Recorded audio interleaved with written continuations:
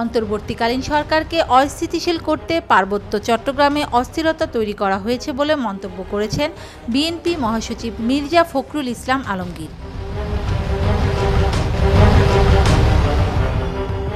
গুলশানে BNP chairperson Khaleda জিয়ার রাজনৈতিক কার্যালয়ে দুপুরে সাংবাদিকদের সঙ্গে আলাপকালে এসব কথা বলেন তিনি। মির্জা ফখরুল বলেন, আওয়ামী লীগ সরকারের দোসররা অন্তর্বর্তীকালীন সরকারকে ব্যর্থ করতে নানা ষড়যন্ত্র করছে।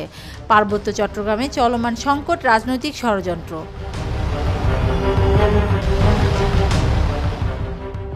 পাহাড়ে সংকট সমাধানে দ্রুত উদ্যোগ নেওয়ার আহ্বান জানান বিএনপির এই জ্যেষ্ঠ নেতা।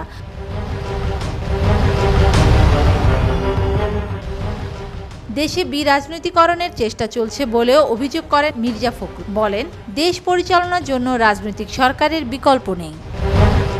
Desk news, media express.